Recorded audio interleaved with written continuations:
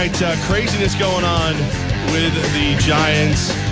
So we go to our man who makes sense of the Giants, Jordan Ranaan, with us. Jordan, were you shocked as we were when the news came out that Eli was going to take a backseat to Geno Smith this week? Yeah, I did. I mean, I actually got a text about probably like an hour before it came down, and I just thought, like, nah, that can't be true, right? Nah. And I looked into it a little bit, and I didn't find anything. I was like, nah, if they told me Davis Webb, I'd be like, okay, that kind of makes sense, right? But Geno just didn't make a ton of sense to me, and obviously the way this all went down is that, they wanted Eli to continue starting and then sort of give Geno a little bit of playing time, and then eventually they would go to Davis Webb moving forward here. So that kind of makes more sense than then Eli denied, look, I'm not going to sit there and be a pawn and just go out there as like a show pony, which everyone seems to understand. And the Giants, in retrospect, seem to realize, boy, we made a pretty big mistake, misjudgment there in our plan. So, yeah, hearing that it was Geno, to me, I think was the biggest shock. Is it a huge shock that they're looking at other quarterbacks? No, Ben McAdoo said this several weeks ago that he was going to take a look at Davis Webb at some point, right? Right. And, they're 2-9. They're pretty awful. I mean, did you see their offense on Thursday night? No. Like, I know there's a lot of outrage about benching Eli Manning in general, and I get it. That's based on, what he's done for the team in the past. But based on what they did the other night in Washington, it shouldn't be that big a surprise, right? I mean, that was just a god-awful performance from everybody. And I don't care. And I know everybody deserves, blame for their offensive incompetence. They're averaging 15.6 points per game. Right. That's pathetic. It's pathetic. Well, Jordan, so, and look, you can't take him out of the picture completely. Right. He's the part of the blame has to go on him for that. Well, like you said, so let me. Geno Smith was never supposed to be the starter. He would come in and mop up duty. They take a look at him, and then eventually Davis Webb would start. So it was never like this wasn't the original plan. Well, mop up's probably not the right word, right? Because we're talking about maybe the entire second half or most of the second half, or they didn't have an indefinite time, but it was something like so. Yeah, that was the original plan, and then. Well, Eli kind of was like, "No, I'm not. Let me sleep." They were like, "Let's sleep on this," and then Eli was like, "No, I'm not down with that plan." Wow. And the Giants respected that when he said that, and we're like, "Okay, we get it." And then all of a sudden, the Giants are forced to say, "Okay, we're benching Eli Manning, and it's going to be for Geno Smith." But did something happen in between that? Like Eli Manning says he's not going to start this week, so there's got to be some time in between there that they know, okay, this is going to be a monster story, not just New York. But nationally, was John Mara involved? Was Steve Tisch? Was it Ben McAdoo, Reese? Who was involved in that? They were all time? involved. They were all involved, right? Mm-hmm. I mean, Mara wasn't at he works. He's an office in the facility, right? He works at the facility usually daily, Monday to Friday, like everybody else, and goes to the games on Sunday. But he was at league meetings on Tuesday in New York, so he wasn't in the building. He says, in retrospect, he kind of wishes the timing was better and he was here, so that when Eli came in the morning, he was there and they could have talked about it. Instead, it kind of went through the chain, and they all thought it was going to be fine. They knew that there was going to be uproar. Like they understand. And I agree with John in this part, Mara. He said, these things are never really going to go smoothly. Like no matter how it went down, it wasn't going to be well received. But maybe there was a little bit more uproar or anger from the Giants fans and the former players than they expected because of the way it went down. Now, ownership don't think that they're not involved in these decisions. They absolutely are. The way that it went down, according to Mara, is a week or two ago, he went into Jerry Reese because he doesn't speak about who's playing time with the coach, right? That's not his job, he says. So Mara goes into Reese and says, okay, here's the deal. I think at some point we need to start looking at playing some of these other quarterbacks to see what we have, right? We have a high draft pick. They know that. That's the big cloud hanging over this organization. What do they do with that high draft pick when they have it? Do they draft a quarterback? Right. So they want to see at least, look, they don't know if they're going to find any answers here in the final 5 weeks, but this will at least give them something to work with. Maybe they will. Maybe they won't. But at least this is something. So John went into Jerry Reese and said, look, I think we need to consider at some point playing these quarterbacks, maybe not starting them, but at least getting them into some game action. Jerry said basically he had already discussed that with Ben. They had already gotten into that conversation, so this sort of expedited the process, and it was from there it started moving. They were officially eliminated from the playoffs, and they said, look, we need to get these guys playing time. So that's where we are this week now. Wow. Jordan Ranaan with us right now talking about Eli Manning. So there's virtually no chance Eli Manning's a Giant next season. The Giants did keep the door open to that, and I wouldn't say no chance because this is the NFL. Crazy stuff happens all the time. I'd say it's unlikely for sure. If I had a bet on it, I'd say he might have actually even played his last snap, although he's going to be the backup this week. Imagine if Geno Smith gets hurt this week and Eli Manning's got to come trot onto the field. Hey, look, here comes Eli Manning off the bench. I mean, that would just be another PR nightmare for the Giants. I mean, let's be honest. Eli Manning coming off the bench for Geno Smith in the middle of the game in Oakland on a Sunday afternoon.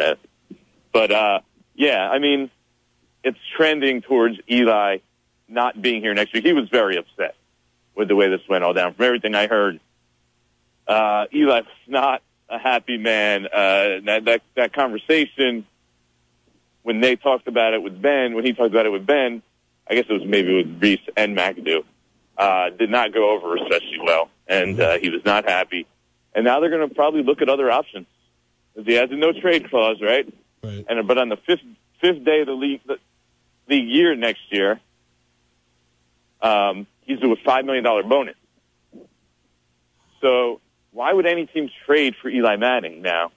Because he has a no-trade clause. He could basically pick and choose what team he wants to go to, right? Let's say he wants to go to Jacksonville. Right. The obvious place everyone points to.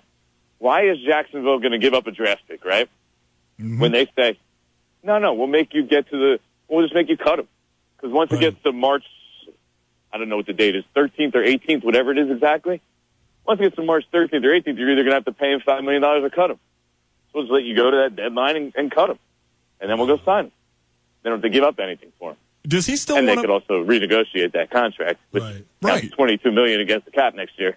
No, if you're going to renegotiate his contract and you cut him, does he still want to play football? Is his desire now lacking after all this incidents happen? Yeah, I mean, we'll see about that. Everything seems to be leaning towards him wanting to still play. I don't think he really wanted to leave New York. I know he didn't want to leave New Jersey, really. He's built a house. He's got 3 young daughters. This is his home now, his full-time home.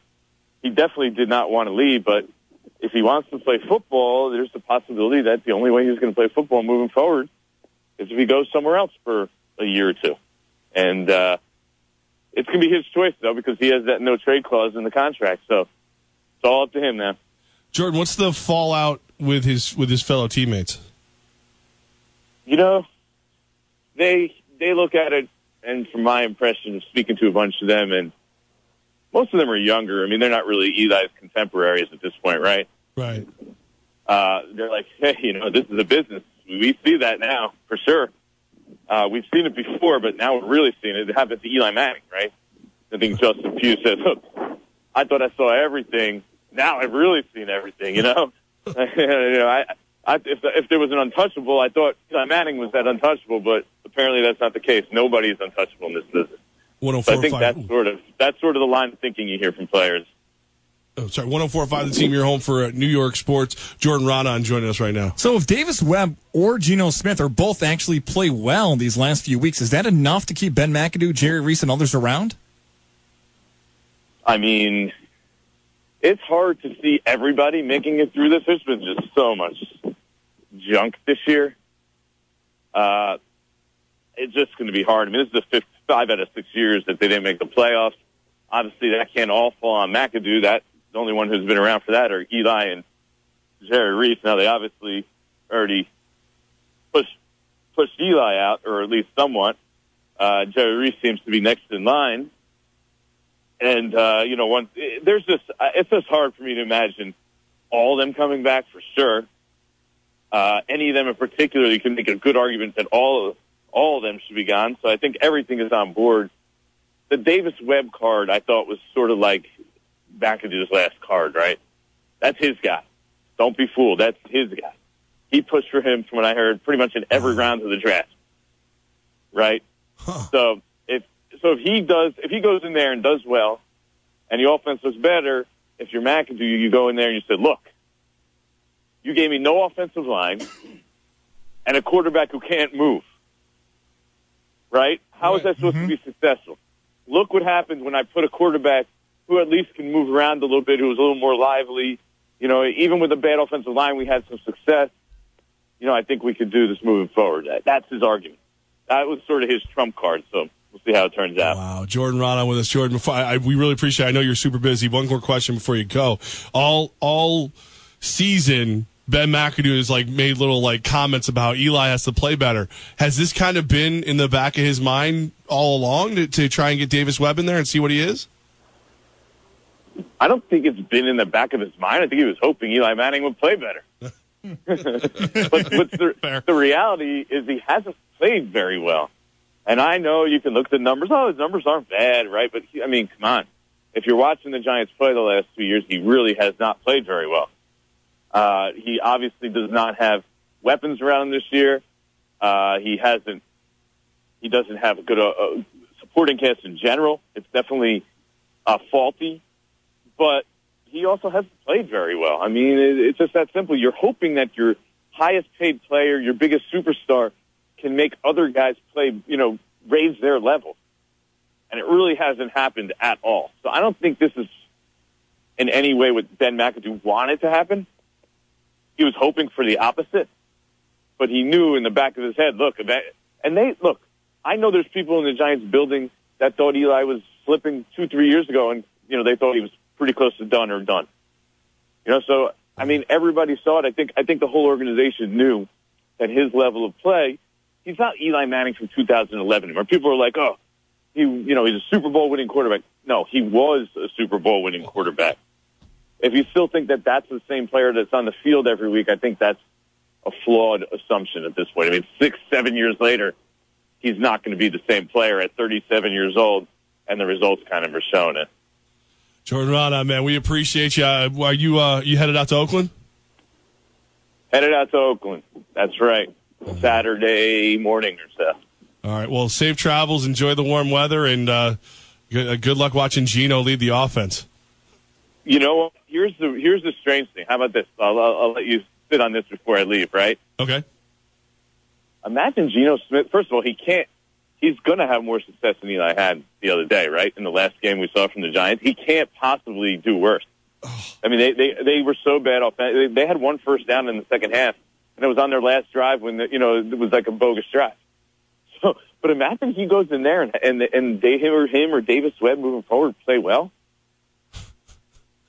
That's just going to throw everything, the whole McAdoo situation, Eli's future, everything into just a complete loop. Everyone's I just don't even know what to even make of that now. The thought of that is just going to be a head scratcher. Mm-hmm. Well, the place to go to get all the inside scoop, ESPN.com, Jordan Ranaan with us. And Jordan, we appreciate, I know you're super busy with all this breaking. We appreciate you making time for us. Thank you, man. You got it, guys. Anytime.